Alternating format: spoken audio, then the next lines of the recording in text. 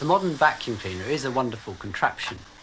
It's really quite magical the way it makes dirt vanish from completely inaccessible places. And before it was invented, houses were just much, much dirtier places, more like my workshop. Though even my workshop isn't usually quite as dirty as this. It may be a myth that vacuum cleaners are labour-saving devices. It's said that people spend just as long cleaning their houses today as they did 100 years ago.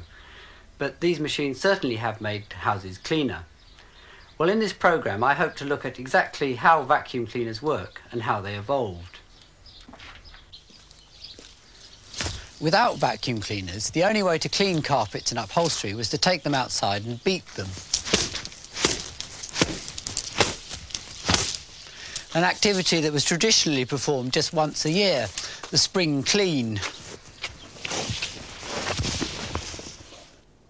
There was considerable incentive to invent a cleaning machine, particularly because Victorian houses were so cluttered and full of soft furnishings.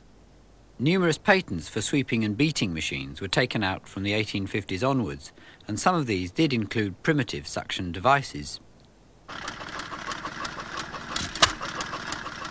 But the practical vacuum cleaner had to wait for the arrival of reasonably small and efficient power sources.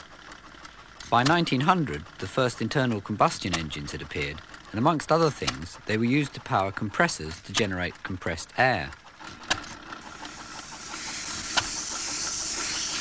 Several Edwardians experimented cleaning carpets and upholstery with compressed air, but the problem was that the dust just went everywhere.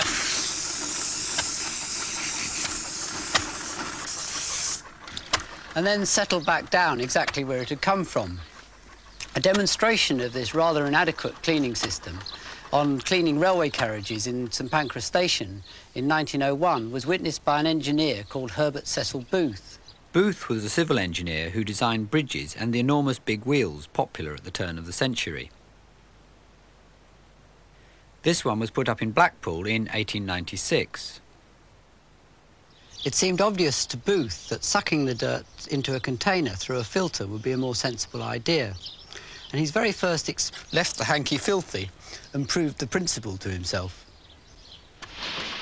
His first machine was simply a cloth bag to collect the dirt and a suction pump. It worked well, but it was very large, so it had to be parked outside customers' houses. It became known as the Noisy Serpent, and he was frequently sued for frightening passing horses. The success of Booth's machine was largely due to the coronation of Edward VII in 1902. Oh, dust! There's dust! In all the preparations, it hadn't been noticed until the last minute that the carpets under the throne in Westminster Abbey were filthy. Booth's machine was the only effective way of cleaning the carpet without removing it.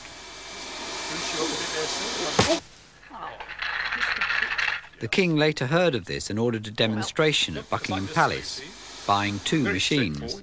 Your apparatus is frightfully impressive. Oh, thank you very much, sir. Thank you very much. Booth added clear inspection tubes so people could watch the dirt being sucked in, and the machines became prime attractions at fashionable soirees. With royal patronage, the success of the machine was assured. A most marvellous modern invention. Booth's machine caught the public imagination, but was much too large and cumbersome for most homes, so various other manufacturers started introducing much smaller, hand-powered machines. This one's the Sweeper-Vac, made in San Francisco. The British Queen. Doesn't seem to be doing very much, this one. A bit difficult to use, too. The Star. This one feels more comfortable. Just swept up a feather. And what's this one called? The Reeves Pneumatic Broom. Doesn't sweep very much up at a time. Nearly got that bit of dirt. No. Most of these machines would have been considerably less effective than a simple dustpan and brush, but at the time there was a phobia against dust that was believed to be full of germs. A French doctor in 1907 wrote, "Dry sweeping and dusting are homicidal practices. They consist of taking dirt that has been lying on the floor and on the furniture, mixing it with the atmosphere and causing it to be inhaled by members of the household. In reality, it would be infinitely preferable to leave the dust alone where it was." Well, in reality, these machines were so ineffective, they probably did just that. This is the Daisy number 2.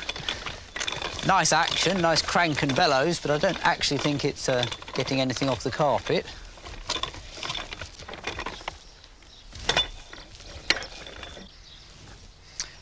And this one is the Baby Daisy. Oh, it's much bigger than the Daisy number 2. Slightly difficult coordinating with both the actions at once. Doesn't seem to be doing too well either.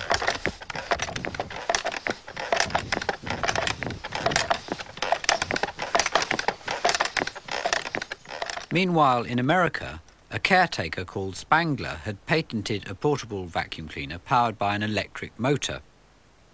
He sold the patent to a harness maker called Hoover, who was worried that his trade was falling as more people changed from riding horses to driving cars. Hoover was very successful and started producing machines in other countries, including Britain.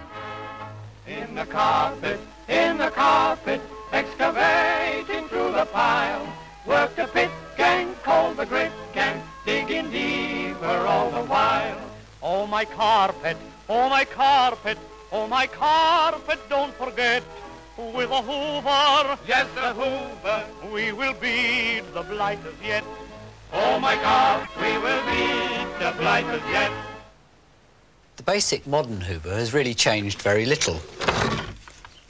We've cut part of this one away so you can see what's inside. This is the fan that does the sucking, and it makes the brushes and beater bars go round as well. The dirt is dislodged by the rotating brushes, sucked straight through the fan and into the dust bag at the back. The cylinder type of vacuum cleaner is slightly different. It's actually more like Booth's original machine. I'll take the bottom off this one.